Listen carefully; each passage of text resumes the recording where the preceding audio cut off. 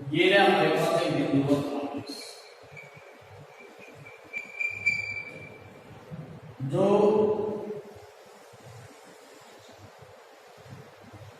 Small are त्रिज्या के गोले के केंद्र पर क्या है स्थित रखा हुआ। इस आवेश के कारण, ये पॉजिटिव आवेश है और पॉजिटिव आवेश के कारण क्षेत्र रेखाएं इस गोले के प्रत्येक बिंदु पर क्षेत्र रेखाएं या विद्युत क्षेत्र रेखाएं क्या होंगी, समान होंगी, चारों तरफ जो भी होंगी। जैसे ये हमारे पास ये बिंदुवत आवेश है, ये बिंदुवत आवेश है, ये प्लस क्यू, इस प्लस क्यू के कारण विद्युत क्षेत्र रेखाएं क्या होती है इस तरीके से। प्रत्येक बिंदु पर क्षेत्र रेखाएं क्या होंगे, समान होंगी। और अपन ने इस प्रकार त्रिज्या का ये गोला भेज दिया तो हमारे पास इस तरीके की स्थिति प्राप्त होगी। अब क्या करते हैं हम,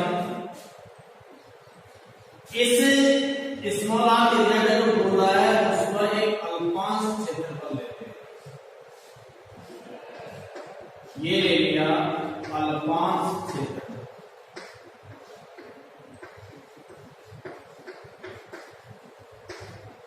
और अल्पांश क्षेत्रफल को किससे प्रदर्शित करते हैं हम, ds से प्रदर्शित। ये प्लस क्यू आवेश केंद्र पर रखा हुआ है, इसके कारण विद्युत क्षेत्र की डायरेक्शन किधर होगी, बाहर की तरफ होगी। और इस अल्पांश को भी अपन ने काटा है तो इसकी डायरेक्शन किधर होगी, पृष्ठ के लंबवत होगी। अर्थात हम कह सकते हैं विद्युत क्षेत्र तथा क्षेत्रफल दोनों की दिशा समान होगी। अब इससे अपन क्या करेंगे, गाउस के नियम की व्युत्पत्ति करेंगे। क्या करेंगे, गाउस के नियम की व्युत्पत्ति। देखो, माना एक बिंदुवत आवेश, माना एक बिंदुवत आवेश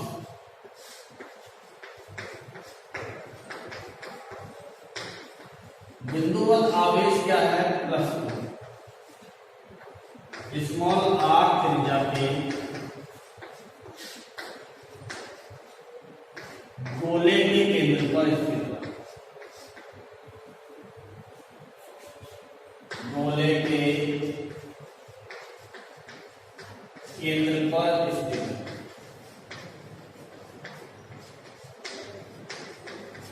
गोले के केंद्र पर स्थित है। इस आवेश के कारण, इस आवेश के कारण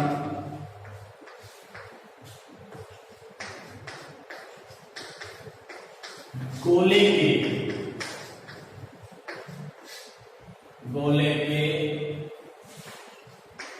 पृष्ठ पर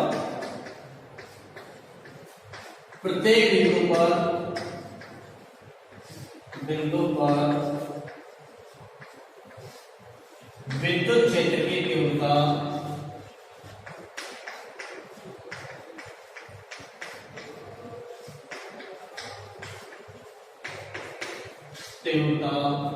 समान प्राप्त होती है।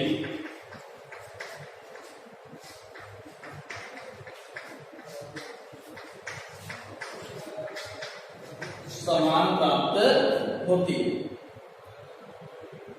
जब इस गोले के पृष्ठ पर, जब इस गोले के पृष्ठ पर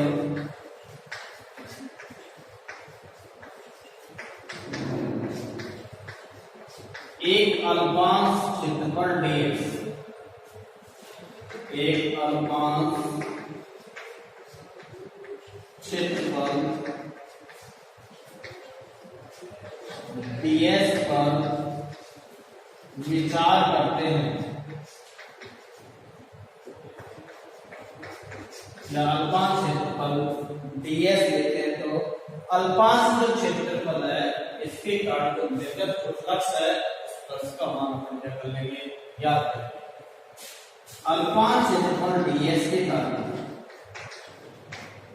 अल्पांश क्षेत्रफल ds के कारण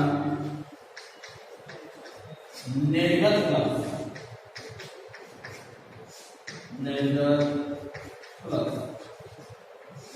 अल्पांश है, इसलिए फ्लक्स का मान भी कैसा होगा, अल्प होगा। वो अल्प फ्लक्स को किससे प्रदर्शित करते हैं, फाई के द्वारा प्रदर्शित करते हैं। तो निर्गत जो फ्लक्स है वो फ्लक्स का मान अपन क्या कर लेंगे, ज्ञात।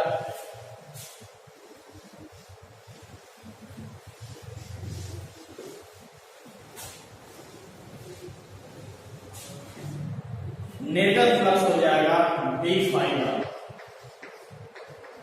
E vector dot ds। Flux की यही परिभाषा पढ़ी थी अपन ने, डी फाई बराबर E vector dot ds vector. साथ में इसको यूं लिख सकता हूं, डी फाई बराबर ई ds cos थीटा। समीकरण नंबर 1।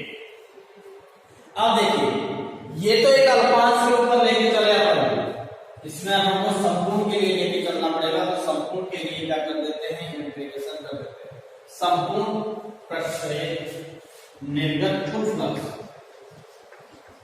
संपूर्ण पृष्ठ से निर्गत कुल फ्लक्स। संपूर्ण के लिए क्या करते हैं, इंटीग्रेशन करते हैं डी फाई बराबर इंटीग्रेशन प्लस जैसा है यहाँ पर बंद ई वेक्टर वो E D S cos theta. जैसे इसका इंटीग्रेशन करूंगा मैं तो कितना आ जाएगा मेरे पास, फाई आ जाएगा। इंटीग्रेशन बंद का प्लस कैसा है, बंद है E D S cos theta. समीकरण नंबर 2। अब देखिए यहां पर समीकरण 2 में विद्युत क्षेत्र की तीव्रता और क्षेत्रफल ds है, दोनों के डायरेक्शन क्या है, समान। या मैं यूं कह सकता हूं कि एक दूसरे के क्या है, समांतर है। और एक दूसरे के समांतर होने पर इनके मध्य बनने वाला कोण का मान कितना प्राप्त होता है, 0 प्राप्त होता है। तो यहां लिखें क्योंकि विद्युत क्षेत्र की तीव्रता की, विद्युत क्षेत्र की तीव्रता ई व अल्पांश क्षेत्रफल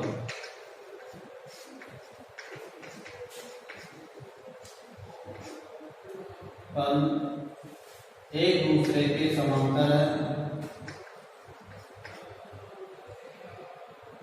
या इनकी दिशा समान है, की दिशा समान है,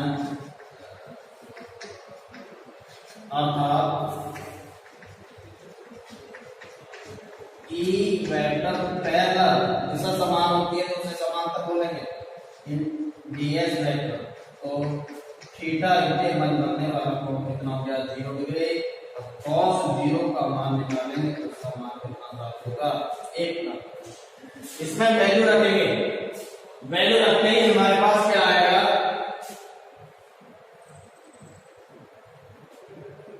इसको थोड़ा सा ऊपर ले लेंगे,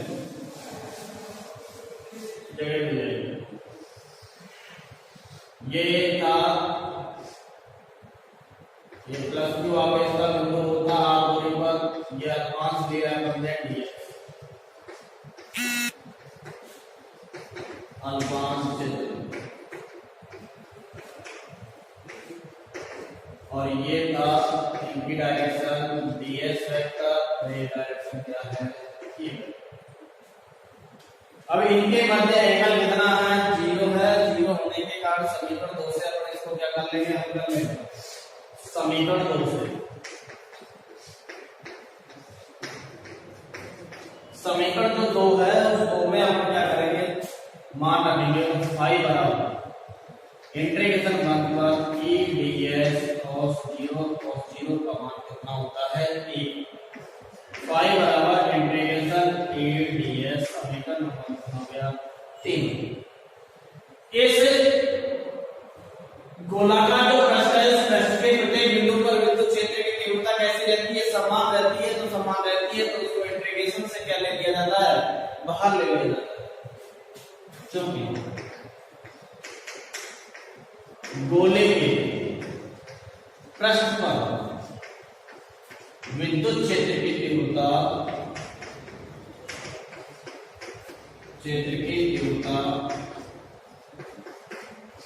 समान आता है। जब विद्युत क्षेत्र की तीव्रता समान है तो उसको क्या कर देंगे, बाहर ले लेंगे E इंटीग्रेशन 1 ds। अब देखिए ds क्या है, ये गोलाकार जो पृष्ठ है उस गोलाकार पृष्ठ का क्षेत्रफल है, पृष्ठीय क्षेत्रफल, और पृष्ठीय क्षेत्रफल होता है 4 पाई r स्क्वायर। कितना होता है, 4 पाई r स्क्वायर, अर्थात फाई बराबर a into 4 pi r square, समीकरण नंबर 4। अब अपन क्या करेंगे, कूलॉम के नियम से अपन विद्युत क्षेत्र बिंदु आवेश के कारण विद्युत क्षेत्र की तीव्रता निकाली थी, और बिंदु आवेश के कारण विद्युत क्षेत्र की तीव्रता कितनी थी, aq/r² के बराबर थी। तो यहाँ aq/r² का मान रख देंगे, हमारे पास क्या आ जाएगा, निर्गत फ्लक्स का मान आ जाएगा, वही क्या कहलाएगा, गाउस की प्रमेय कहलाएगी। देख तो यहाँ पर फाई ई का मान निकाल लेते हैं, ई का मान कितना प्राप्त होगा वो देखते हैं। बिंदुवत आवेश के कारण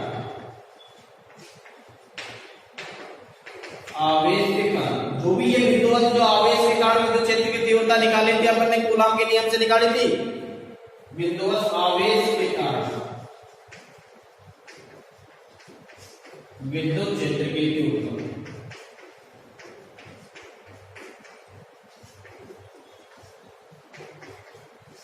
विद्युत क्षेत्र की तीव्रता कितनी होती है, E बराबर K की वैल्यू होती है 1/4 pi epsilon 0 Q upon r square, समीकरण नंबर 5। समीकरण 5 से समीकरण 4 में मान रखने पर, समीकरण 5 से समीकरण 4 में मान रखने पर, समीकरण 5 से समीकरण 4 में मान रखने पर, मान रखेंगे फाई बराबर E की वैल्यू हमारे पास कितनी है, ये 1/4 pi epsilon 0 1/4 pi epsilon 0 2/r into ये वैल्यू कितनी है, 4 पाई r स्क्वायर है, 4 पाई r स्क्वायर, 4 पाई से 4 पाई कैंसिल, r स्क्वायर से r स्क्वायर कैंसिल, फाई बराबर हो जाएगा q/एप्सिलॉन 0। समीकरण नंबर 6, यही गाउस की प्रमेय कहलाती है।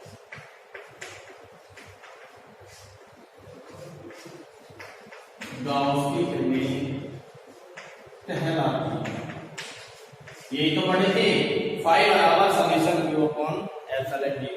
अर्थात किसी बंद काल्पनिक पृष्ठ पर उपस्थित कुल आवेश तथा निर्वात की गतिशीलता के अनुपात में क्या होता है, बराबर होता है क्या, निर्गत जो फ्लक्स होता है और निर्गत फ्लक्स किसके बराबर होता है, के बराबर। यही क्या कहलाती है, गाउस की प्रमेय कहलाती है। इस तरीके से अपन क्या करेंगे, कूलॉम के नियम से गाउस के नियम, ये जो तीव्रता निकाली है वो किससे निकाली है, कूलॉम के नियम से निकाली। वहां शुरुआत में हमने कूलॉम का नियम अप्लाई किया था, और कूलॉम का नियम अप्लाई करने के बाद विद्युत क्षेत्र की तीव्रता का मान क्या कर लिया था, ज्ञात कर लिया था, वो कितना आया था, एक दूसरी तरीके से और अपन व्यक्त कर सकते हैं, जो अच्छा लगे उस तरीके से देखिए। ये अपन ने इस तरीके से मैंने एक अल्फांस ले लिया, ये अल्फांस ले लिया, ये अल्फांस ले लिया, तो इसके मध्य कोई एंगल बन रहा है, वो एंगल मान लीजिए मैंने क्या ले लिया, कोण ले लिया dt, क्या ले लिया dt। अब देखिए इसको इस तरीके से, किस तरीके से हम व्यक्त करेंगे, इसको दिखाएंगे, मैं समझा रहा हूं, सीधा सिंपल यही पड़ता है। ये घनकोण और इसकी विद्युत क्षेत्र की डायरेक्शन किधर होगी, इधर ही तो होगी, तरीके से होगी विद्युत क्षेत्र की डायरेक्शन ये। अब देखिए विद्युत क्षेत्र की तीव्रता बिंदु आवेश के कारण विद्युत क्षेत्र की तीव्रता आई थी हमारे पास E बराबर a 1/4 pi epsilon 0 q upon कितना आया था r स्क्वायर के बराबर।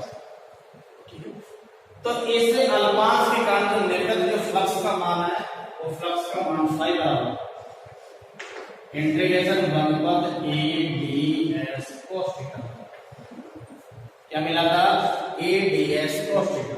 e की वैल्यू में ये रख रहा हूं, e की वैल्यू रखूंगा फाई बराबर इंटीग्रेशन 1/4 पाई एप्सिलॉन 0, ये हो जाएगा q ds upon ds cos theta upon ये कितना हो जाएगा q बटे में कितना हो जाएगा r। अब देखिए ये राशि क्या है, इसमें समान रूप से आवेश कितना फैला हुआ है, q फैला हुआ है और 4 पाई एप्सिलॉन 0 की जैसी नियत राशि इसको क्या ले लूंगा मैं बाहर ले लूंगा, तो फाई बराबर q upon 4 pi epsilon 0 integration 1 पर ds cos theta upon r। और इसकी जो वैल्यू होती है तो इसकी जो वैल्यू होती है घनकोण के बराबर होती है, किसके बराबर होती है, घनकोण के बराबर होती है। और घनकोण को किससे प्रदर्शित करते हैं, d डेल द्वारा प्रदर्शित किया जाता है। तो d डेल द्वारा प्रदर्शित किया जाता है तो घनकोण का संपूर्ण घनकोण का मान किसके बराबर हो जाता है, 4 पाई के बराबर, अर्थात इसकी जो वैल्यू आ जाती है q अपॉन 4 पाई एप्सिलॉन 0 आ जाएगा 4 पाई से 4 पाई कैंसिल हो गया, q अपॉन कितना आ जाएगा एप्सिलॉन 0। ये हमारे पास इस तरीके से भी इसको क्या कर सकते हैं, अपन हल कर सकते हैं। चाहो तो दोबारा भी इस तरीके से आप हल कर सकते हो। कराऊं इसको, देखिए कर लेते हैं, अथवा डालते जो अच्छा लगे उस तरीके से आप कर लेते। माना एक बिंदुवत आवेश, माना एक बिंदुवत आवेश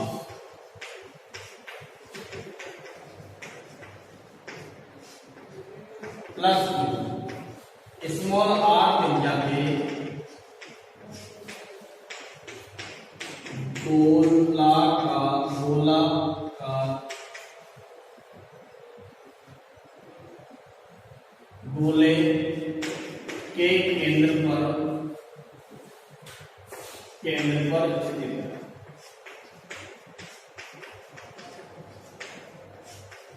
यह दूसरा गोले के केंद्र पर स्थित है। अब गोले के पृष्ठ पर एक अल्पांश लेते हैं, अल्पांश ds लेते हैं तथा गोले के पृष्ठ पर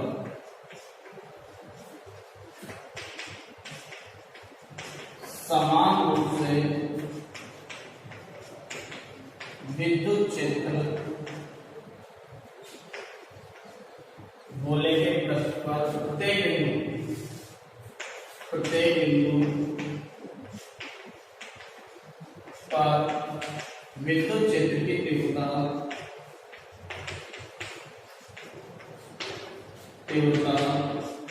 समान प्राप्त होती है।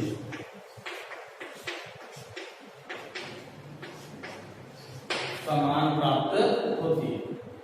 तो बिंदु आवेश के कारण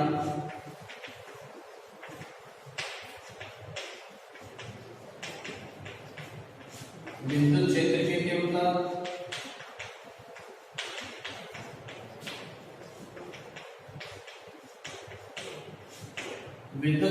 तीव्रता कितनी मिलेगी, E बराबर 1/4 pi epsilon 0 q upon r square समीकरण नंबर 1। अब अल्पांश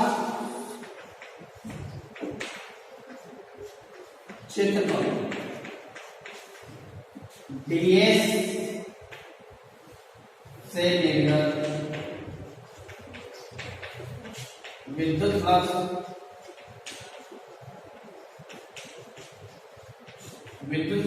डीएस से कैसा फ्लक्स निकलेगा, अर्थ निकलेगा, तो फ्लक्स कितना हो जाएगा, डी फाई बराबर कितना हो जाएगा, ई वेक्टर डॉट डीएस, अर्थात डी फाई बराबर ई डी एस cos।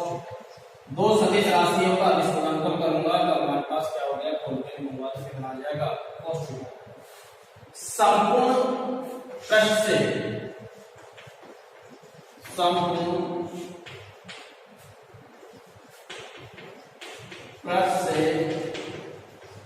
निर्गत कुल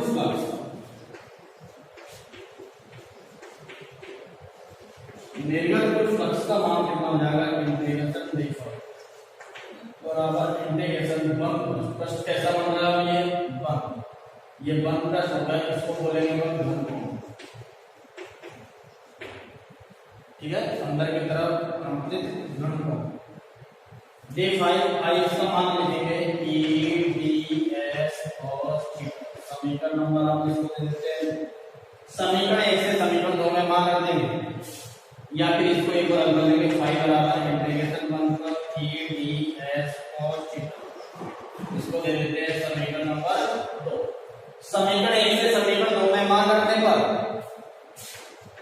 समीकरण 1 से समीकरण 2 में मान रखने पर, जैसे इसमें मान रखेंगे तो फाई बराबर इंटीग्रेशन 1 पर ई की वैल्यू हमारे पास कितनी है, 1/4 epsilon 0 q upon r square, 1/4 epsilon 0, यहाँ हमारे पास q अपॉन r स्क्वायर, और यह आ जाएगा ds cos थीटा। यही वैल्यू है। यहाँ देखिए q कैसा है, समान रूप से केंद्र पर फैला हुआ है, 4πε0 ये भी कैसी राशि है, नियत राशि है, इनको क्या कर देते हैं अपन, अंदर ही रखते हैं। तो ये देखिए क्या वैल्यू आएगी हमारे पास,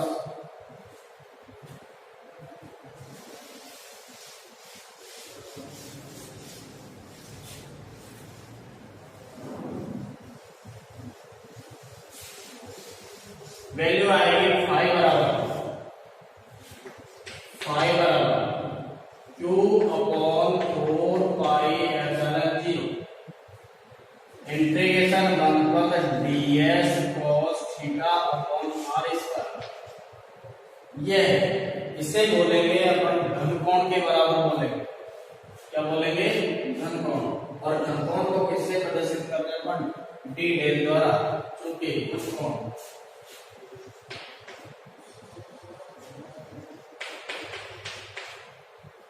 डी डेल का मान आता है ds cos theta upon r square के बराबर आता है।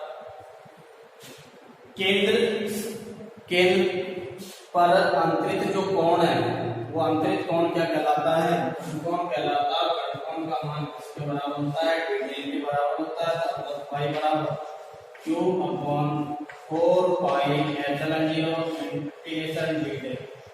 डी डेल क्या है, कोण है, संपूर्ण क्षेत्र के लिए आते हैं तो कोण का मान कितना हो जाता है, 4π के बराबर हो जाता है, क्योंकि इंटीग्रेशन 1 प्लस डी डेल बराबर हो गया 4π, कितना हो गया 4π। तो फाई बराबर q अपॉन 4πε0 इनटू कितना हो जाएगा 4π, 4π से 4π कैंसिल हो गया, फाई बराबर q अपॉन क्या हो जाएगा एप्सिलॉन 0। समीकरण नंबर कितना देंगे इसको, 3। समीकरण 3 गाउस की प्रमेय कहलाती है।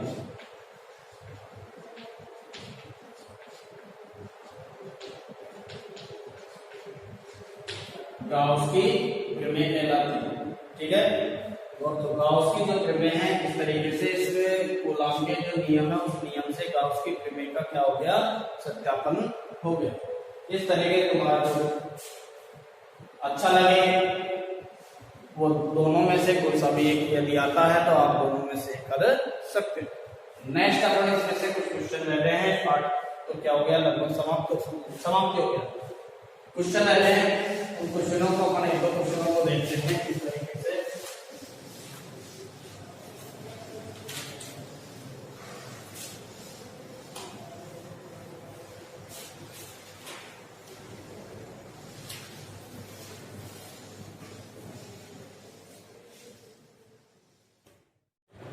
एक क्वेश्चन है, नेक्स्ट क्वेश्चन है हमारे पास, 1 मीटर स्क्वायर क्षेत्रफल के दो धात्विक तत्व दूसरे के समान 0.05 मीटर दूरी पर रखे हुए हैं, दोनों पर समान परिमाण परंतु विपरीत आवेश स्थित है। यदि दोनों के मध्य विद्युत क्षेत्र का मान दे रखा है 55 वोल्ट प्रति मीटर है, प्रत्येक पर आवेश का मान क्या करना है, ज्ञात करना है। प्रत्येक पर आवेश का मान ज्ञात करेंगे, किस तरीके से करेंगे। ये हमारे पास क्या है, प्लेट है। ये प्लेट हो गई, दो समान प्लेट है, इन पर आवेश समान है, प्रकृति कैसी है, विपरीत। एक पर प्लस आवेश है, दूसरी पर क्या है, माइनस आवेश है। इन दोनों के मध्य की दूरी कितनी है, 0.05 मीटर है। 0.05 मीटर हो गया।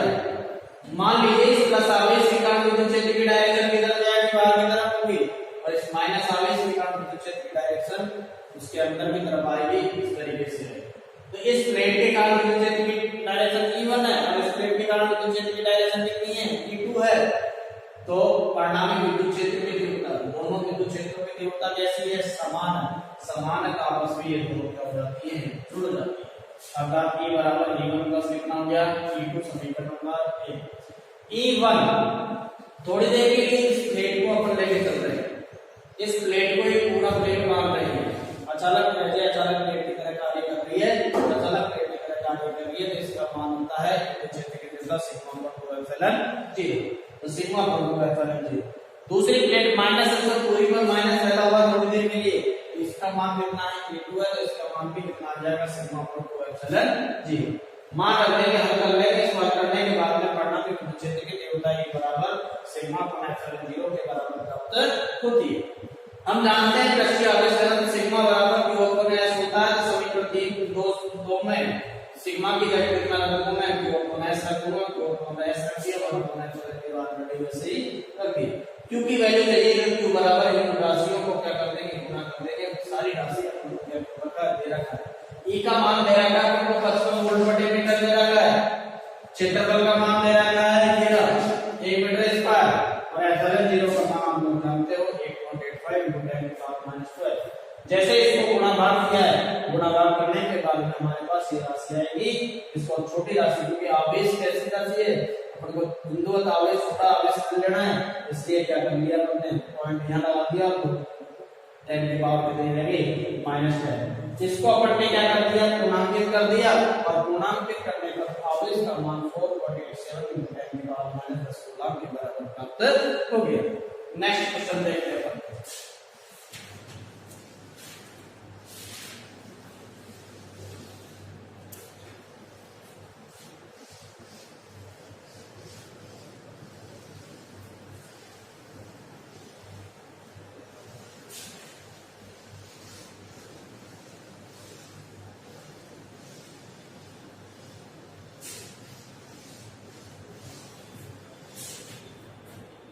चित्रानुसार 10 सेंटीमीटर भुजा के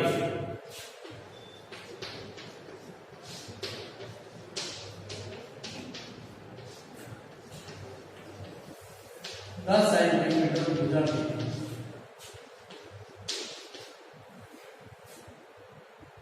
किसी वर्ग के केंद्र से ठीक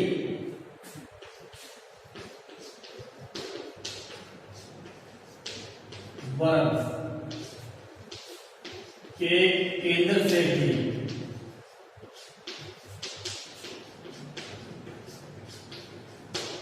5 सेंटीमीटर ऊंचाई का कोई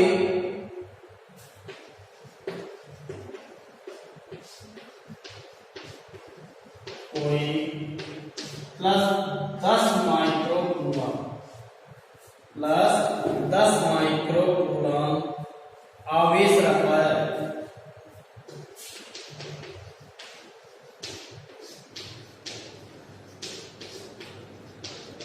आवेश रखा है। इस वर्ग से गुजरने वाले, इस वर्ग के केंद्र से गुजरने वाले,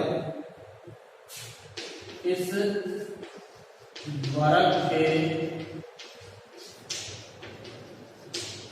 केंद्र से गुजरने वाले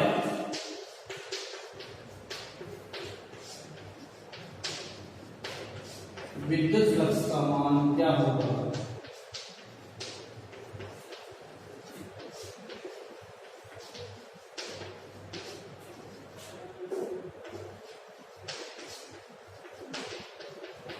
विद्युत फ्लक्स का मान क्या होगा? विद्युत फ्लक्स का मान पूछ रहा है वर्ग के केंद्र से। ये हमारे पास क्या दे रखा है? डायग्राम दे रखा है।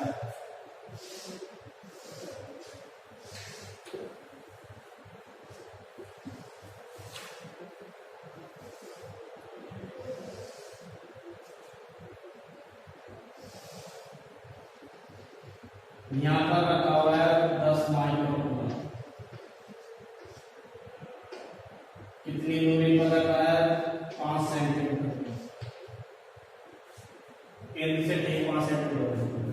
और इसकी भुजा कितनी है? देखिए 10 सेंटीमीटर,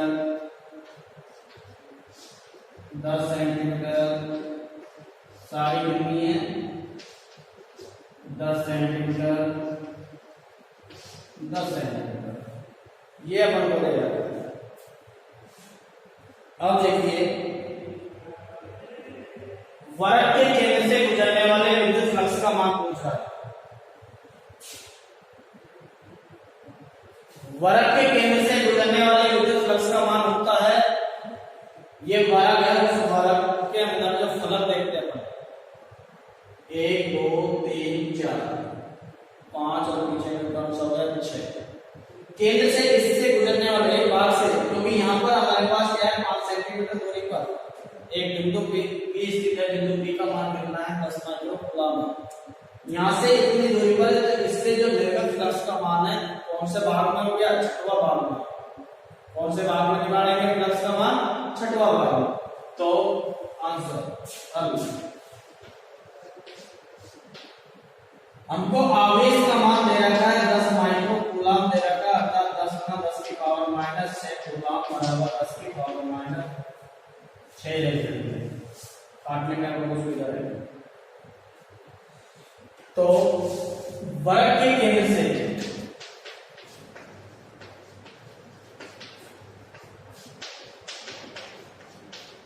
गुजरने वाले फ्लक्स, गुजरने वाला फ्लक्स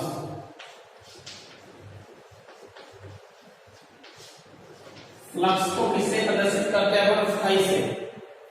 गाउस की विवेक क्या कहती है? 1 छठा Q कितना हो जाएगा? छठवां भाग। फ्लक्स का मान पूछ रहा है फाई बराबर 1/6 इंटू आवेश की वैल्यू दे रखी है 10 इंटू 10 की पावर माइनस 6 बटे FL0 की वैल्यू आपको जानते हो 8.85 और 10 की पावर माइनस 12। ये कट गया कितनी बार? 6 बार। कितनी बार कट गया? 6 बार। ये हमारे पास कितना हो गया? 5। ये कितना हो गया? 3। तो फाई बराबर हमारे पास हो गया 5 बटे 3। ऊपर जाएगा इंटू 10 की पावर कितनी होगी? 6 हो जाएगी। यहाँ कितना बचेगा? पॉइंट हटाऊंगा, 2 0 लगाऊंगा, 2 0 इंटू 885। इसको हल कर रहे हैं। तो 5 बराबर 500 इंटू 10 की पावर 6 बटे गुणा करो इसको 5 या 15, 8 या 24, 1 25, 8 या 24 और 2 26। अर्थात 5 बराबर में एक 0 और उधार ले लो। 10 की पावर कितनी बन गई? 5। 26 को कितना हो गया? 55 हो गया। इसका गुणा भाग करूंगा, इसमें भाग दूंगा। भाग देने के पश्चात मेरे पास आएगा 1.88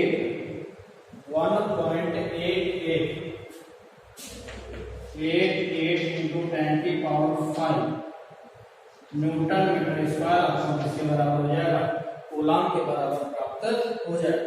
ये क्या हो जाएगा, फ्लक्स का मान प्राप्त हो जाएगा। इसके बर्फ के केंद्र से निर्गत जो फ्लक्स है वो फ्लक्स का मान हमको प्राप्त हो जाएगा।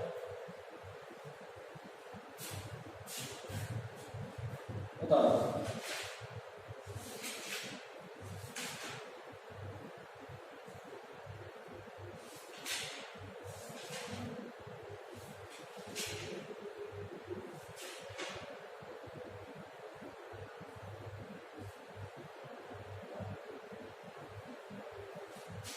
नेक्स्ट क्वेश्चन देखते हैं।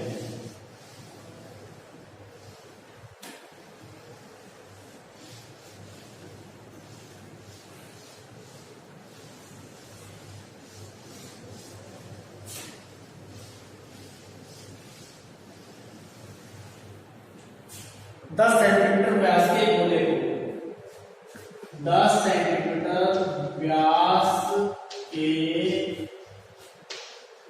एक गोले को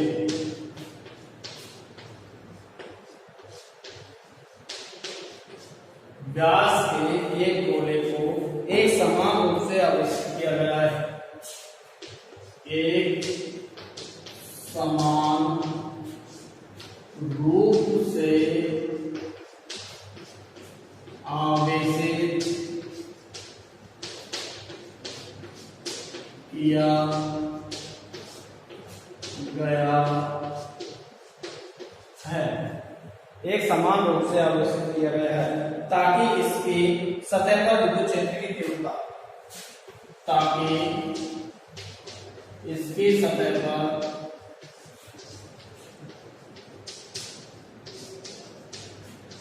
विद्युत क्षेत्र की तीव्रता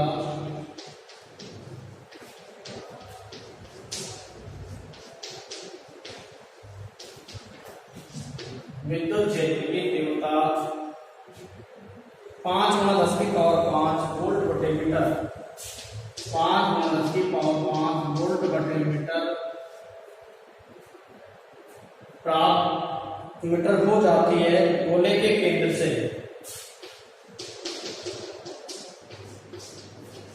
गोले के केंद्र से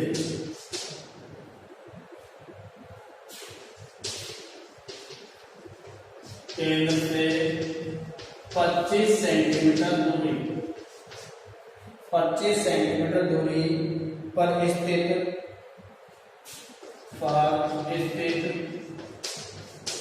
25 सेंटीमीटर दूरी पर स्थित 5 × 10⁻², 5 × 10⁻² माइक्रो कूलम आवेश 5 × 10⁻² माइक्रो कूलम आवेश पर लगने वाला बल ज्ञात कीजिए।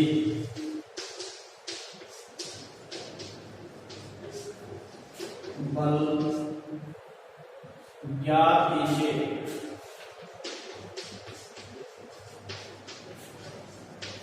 अच्छा क्वेश्चन है ये। बल का मान पूछ रहा है, बल का मान पूछ रहा है। बल का मान किस तरीके से अपन क्या करेंगे, निकालेंगे।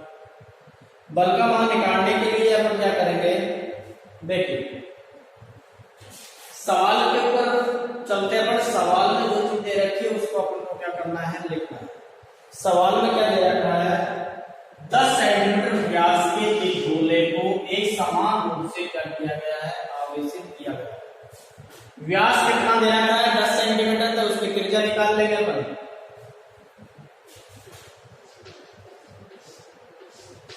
त्रिज्या व्यास दे रखा है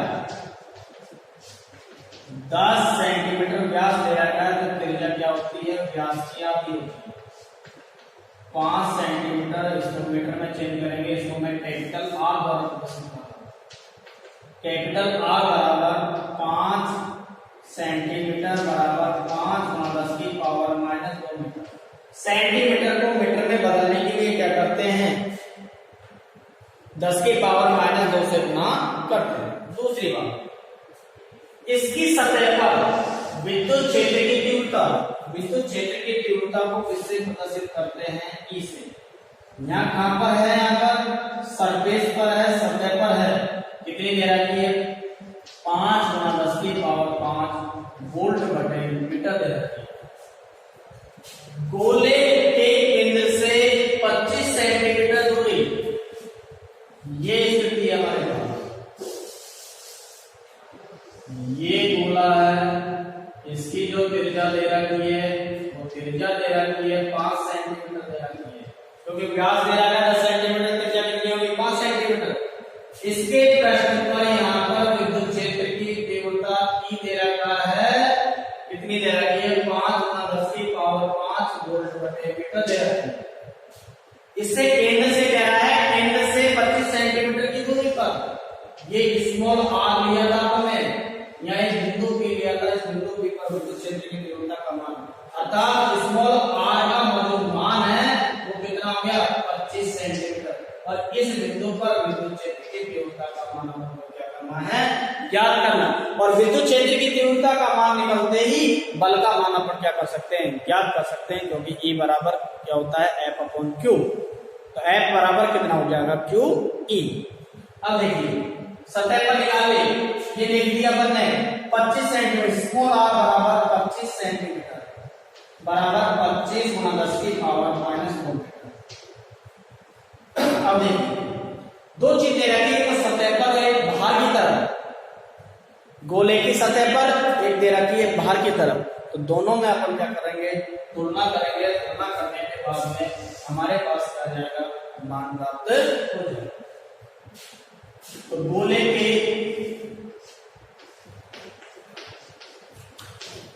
के प्रश्न पर विद्युत क्षेत्र की तीव्रता,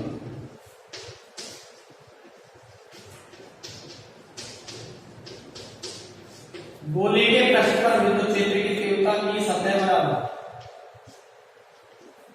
KQ/R²। KQ/R²। प्रश्न पर त्रिज्या का मान कितना है? Capital R। ये कितनी है? Capital R। समीकरण नंबर में दे देता हूं 1। गोले के बाहर विद्युत क्षेत्र की तीव्रता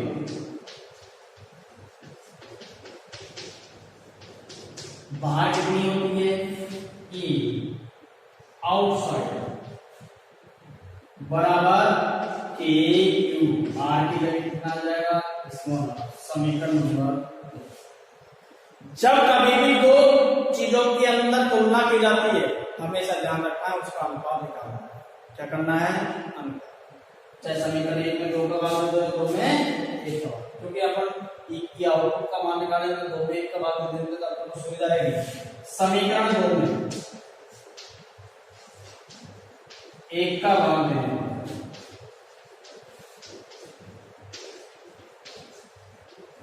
जैसे मैं बाहर दूंगा कि आउटपुट बराबर ई आउट बराबर ई सब है। ई आउट का मान है हमारे पास KQ/R²/KQ/कैपिटल R²। KQ से KQ कैंसिल हो गया, क्या बचेगा मेरे पास? ई आउट बराबर इस सतह बराबर कैपिटल R²/स्मॉल r²। किसका मान चाहिए? ई आउट का मान चाहिए। कैपिटल R²/r² कितना हो जाएगा? ई सतह। ये सारी वैल्यू दे रखी है आपको। ई आउट बराबर R का मान दे रखा है, हमको कितना दे रखा है? कैपिटल R का मान 5 × 10⁻⁻⁴। 5 × 10⁻⁻⁴। इसका क्या हो रहा है? स्मॉल r का मान दे रखा है, स्मॉल r का मान दे रखा है कितना? 25 × 10⁻⁻⁴। इसका क्या हो जाएगा? इसका इनटू सतह पर कितना दे रखा है? सतह पर विद्युत क्षेत्र की तीव्रता 5 × 10⁻⁵ इसको क्या करेंगे अपन? हल करेंगे। हल करने के पश्चात जो वैल्यू आएगी उस वैल्यू को अपन यहाँ देखिए ई आउट बराबर, इसको स्क्वायर करेंगे 25 हो गया, 25 गुणा 10 की पावर -4 बटे 25 25 625 गुणा 10 की पावर -4 इंटू 5 गुणा 10 की पावर 5, 10 की पावर इससे कैंसिल हो गई, 25 25 625 5 गुणा 50 25, ई आउटपुट बराबर 1/5 गुणा 10 की पावर, या 10 की पावर कितनी बच गई 5/5, समीकरण नंबर दे देता हूं मैं 3, समीकरण या उसको और अलग कर लेते हैं, इसको मैं बना देता हूं 10 की पावर 3, 5 को 10 की पावर 3 बटे कितना हो गया 5, 20 बराबर 20 गुणा 10 की पावर 3 न्यूटन बटे कूलम। ये क्या आ जाएगा विद्युत क्षेत्र की तीव्रता का मान आ जाएगा, इसमें बाहर की तरफ आ जाएगा, कितनी आ जाएगी 20 गुणा 10 की पावर 3। अब देखिए क्या चाहिए, इतने आवेश पर लगने वाला बल, आवेश पर लगने वाला बल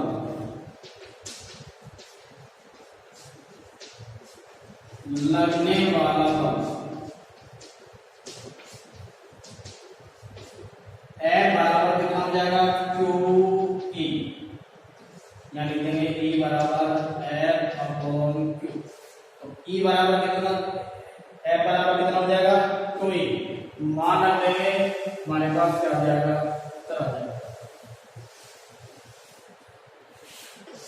F बराबर Q की वैल्यू हमारे पास यही 5 गुणा 10 की पावर -2 और माइक्रो में 10 की पावर माइनस कितना हो गया 6, ये तो क्यू का मान आ जाएगा, ई का मान दे रहेगा हमारे पास 20 गुणा 10 की पावर 3, F बराबर इसको हल कर लेंगे 20 को जो कितना हो गया 100